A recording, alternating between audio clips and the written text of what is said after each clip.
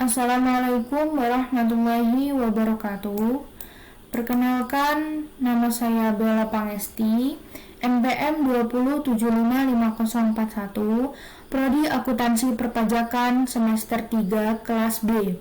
Di sini saya akan membawakan materi dari akuntansi keuangan menengah tentang kerangka dasar penyajian dan penyusunan laporan keuangan.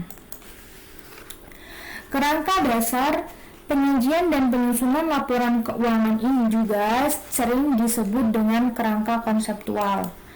Nah, pengertian dari kerangka konseptual sendiri itu adalah konsep-konsep yang menjadi dasar penyusunan dan penyajian laporan keuangan untuk tujuan umum. Kerangka konseptual ini digunakan sebagai pedoman penyusun standar dalam mengembangkan standar di masa mendatang dan sebagai pedoman dalam menyelesaikan permasalahan akuntansi yang belum diatur dalam standar yang telah ada. Nah, penerapan standar oleh manajemen itu harus menggunakan pertimbangan profesional sehingga menghasilkan informasi yang relevan dan andal. Kerangka konseptual menurut PSAK mengadopsi langsung Conceptual Framework atau IAS. Bahkan PSAK juga mencetuskan kerangka konseptual dengan dua bahasa, yaitu dengan bahasa Indonesia dan bahasa Inggris. Tujuannya agar pembaca yang tidak dapat memahami versi bahasa Indonesia itu dapat langsung melihat versi bahasa Inggrisnya. Kerangka konseptual menurut IFRS berbeda dengan kerangka konseptual versi US GEEP. Saat ini IASB dan FASB sedang merumuskan suatu kerangka konseptual yang berlaku secara internasional. Kerangka konseptual menurut PSAK itu terdiri dari 6. Yang pertama, itu ada pengguna laporan keuangan. Yang kedua, tujuan laporan keuangan. Yang ketiga, asumsi dasar. Yang keempat, karakteristik kualitatif. Yang kelima, konsep pengakuan dan pengukuran unsur laporan keuangan. Dan yang terakhir yaitu konsep pemeliharaan modal. Nah, langsung saja kita bahas untuk yang pertama, yaitu pengguna dan tujuan laporan keuangan. Pengguna laporan keuangan itu meliputi investor, calon investor, pemberi pinjaman, karyawan, pemasok, kreditur lainnya, pelanggan, pemerintah, lembaga dan masyarakat. Adapun investor itu adalah menilai entitas dan kemampuan entitas membayar dividen di masa mendatang. Karyawan adalah kemampuan memberikan balas jasa, manfaat pensiun, dan kesempatan kerja. Sedangkan pemberi jaminan itu adalah kemampuan membayar utang dan bunga yang akan mempengaruhi keputusan apakah akan memberikan pinjaman. Dan yang keempat yaitu pemasok dan kreditur lain itu kemampuan entitas membayar liabilitasnya pada saat jatuh tempo. Yang kelima itu pelanggan, yang kemampuan entitasnya menjamin kelangsungan hidupnya. Yang keenam ada pemerintah yang menilai bagaimana alokasi sumber daya. Dan yang terakhir itu masyarakat, yaitu menilai tren dan perkembangan memakmurkan entitas. Nah, menurut kerangka konseptual IFRS, tujuan dari laporan keuangan itu adalah menyediakan informasi yang menyangkut posisi keuangan, kinerja, serta perubahan posisi keuangan yang bermanfaat bagi sebagian besar pemakai dalam pengambilan keputusan.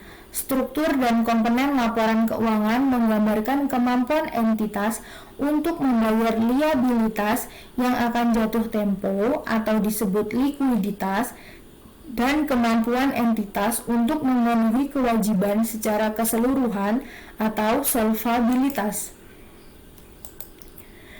Yang kedua itu mengenai asumsi. Nah, asumsi ini digunakan sebagai konsep dasar yang melandasi penyusunan laporan keuangan. Berdasarkan asumsi, laporan yang disusun diharapkan dapat memenuhi tujuan laporan keuangan. Dalam asumsi ini terdapat basis akrual, yang artinya asumsi yang mendasari penyusunan laporan keuangan. Nah, berdasarkan konsep akrual ini, pengaruh transaksi dan peristiwa lain diakui pada saat terjadinya, bukan pada saat diterima atau dibayarkan. Yang ketiga, itu tentang karakteristik kualitatif. Nah, dalam karakteristik kualitatif ini terdapat 4 unsur. Yang pertama itu ada laporan keuangan dapat dipahami, bersifat relevan, keandalan, dan dapat dibandingkan.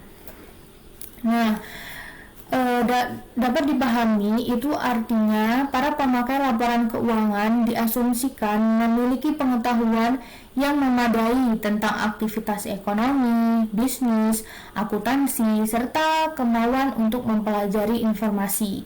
Sedangkan relevan itu jika laporan keuangan itu di dalamnya terdapat informasi yang mempengaruhi keputusan ekonomi pemakai sehingga dapat membantu mengevaluasi peristiwa masa lalu, masa kini, atau masa depan, menegaskan atau mengevaluasi hasil di masa lalu.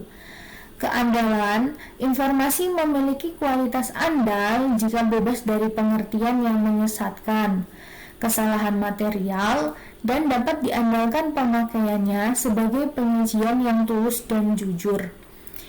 Nah, sedangkan dapat dibandingkan itu untuk dapat menganalisis tren kinerja entitas dan melihat posisi entitas dalam lingkungan usaha. Pemakai perlu membandingkan laporan keuangan entitas antar periode dan membandingkannya dengan entitas lain. Yang keempat itu mengenai unsur-unsur laporan keuangan. Laporan keuangan menggambarkan dampak keuangan dari transaksi dan peristiwa lain yang terjadi dalam suatu entitas.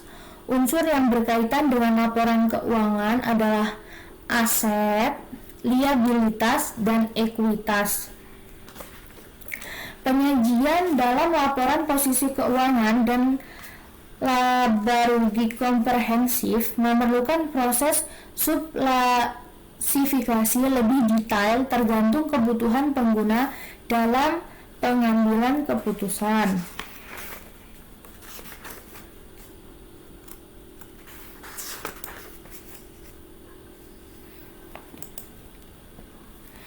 Dan yang kelima, yaitu tentang konsep pengakuan dan pengukuran unsur laporan keuangan.